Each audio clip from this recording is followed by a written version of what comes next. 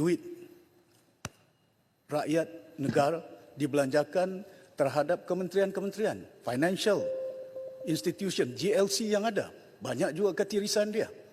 Contohnya kalau di Sabah, Sabah Development Bank. Bayangkan bagaimana berbilion duit. Non-performing loan.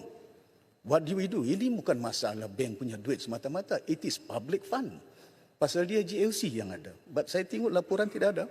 Yang kita lihat dari segi itu, yang pentingnya ini akan membabitkan perjumlaan bukan hanya yang semakin besar kerugiannya, ketirisan yang berlaku. Jadi saya berharap sungguh, kerana perkara ini cukup penting kepada kita untuk memastikan supaya saya dapati perbelanjaan cukup banyak. Bukan hanya dari segi pembangunan yang ada, tapi kelewatannya cukup ketara kelihatan saban tahun yang ada. Jadi saya berharap syur yang dikemukakan bukan setakat untuk melaporkan. Perkara yang pertama yang saya nyatakan tadi, we must go beyond.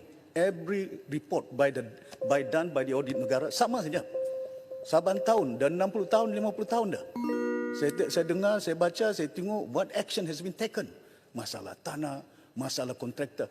Kontraktor kita dah tahu dah. Pen Borneo kita belanja berbilion.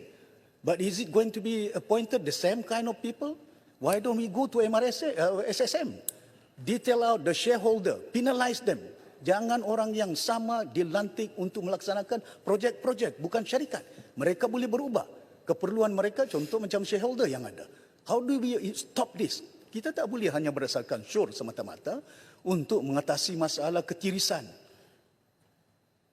How do you manage ketirisan yang ada? Accountability. But there must be transparency. Dari segi pengurusan supaya jelas yang ada dalam tender award. Jangan hanya selektif. It must be open, but make sure it's open. But how we do know it's open?